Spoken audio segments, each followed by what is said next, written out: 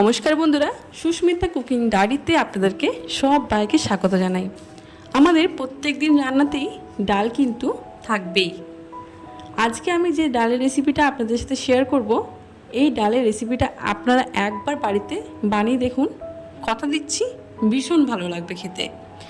এই ডালের মধ্যে এমন একটি আমি উপকরণ মিশিয়ে দেবো, যার কারণে এই ডালের স্বাদটা কিন্তু আরও দ্বিগুণ হয়ে যাবে। তাহলে চলুন দেখে নেওয়া যাক আজকের আমার এই ডালের রেসিপি। প্রথমেই পরিমাণ মতো মুসুর ডাল নিয়ে পরিষ্কার জল দিয়ে আমি ধুয়ে নিয়েছি 2 থেকে 3 বার জল পাল্টে। এবার মুসুর ডালটাকে আমি সেদ্ধ করতে বসিয়ে দিয়েছি।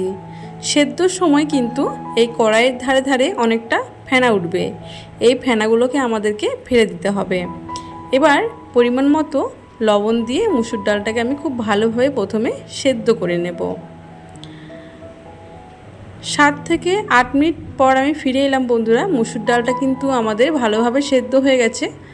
এই মুসুর ডালটাকে আমি একটা পাত্রের মধ্যে ঢেলে নেব, আর ওই কড়াইয়ের মধ্যে আমি দিয়ে দিচ্ছি এবার 2 টেবিল স্পুনের মতো সরষের তেল। এখানে একটা কথা বলে রাখি, আপনারা চাইলে এখানে সাদা তেলও ব্যবহার করতে পারেন। এবার একটা শুকনো লঙ্কা মাঝখান থেকে আমি ফাটিয়ে দিয়ে দিলাম, একটা তেজপাতাও আমি দিয়ে দিলাম মাঝখান থেকে ফাটিয়ে, আর হাফ টিস্পুনের মতো দিয়ে দিচ্ছি আমি এখানে 5 ফোড়ন। এইগুলো দিয়ে দেওয়ার পর আমি একটু নাড়াচাড়া করে দিচ্ছি।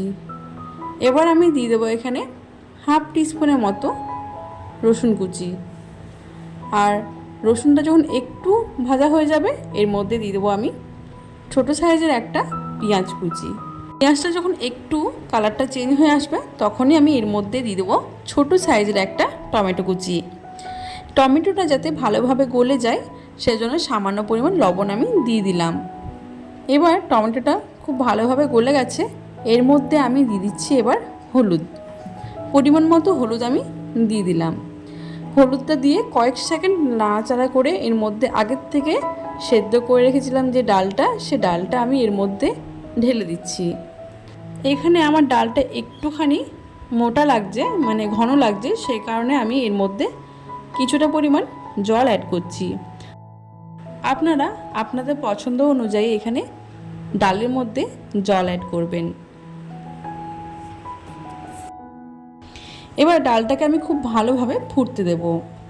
কয়েক সেকেন্ড পর দেখছি ডালটা আমার খুব ভালোভাবে ফুটে গেছে। এবার যে মেইন উপকরণটা বলেছিলাম যে মিশিয়ে দেব, সে মেইন উপকরণটা আমি এবার দেব। আমি ছোটো সাইজের একটা গন্ধরাজ লেবুর মাঝখান থেকে কেটে নিয়েছি, 2 টিস্পুনের মতো সে রসটাকে আমি এর মধ্যে দিয়ে দিলাম। আরেকটা জিনিস মেশাবো, সেটা হচ্ছে গন্ধরাজ লেবুর পাতা। আপনারা এখানে চাইলে গন্ধরাজ লেবুর পরিবর্তে পাতি লেবুর রসও ব্যবহার করতে পারেন। এই দুটো জিনিস মিশিয়ে দিলে ডালের স্বাদটা কিন্তু আরও দ্বিগুণ হয়ে যাবে।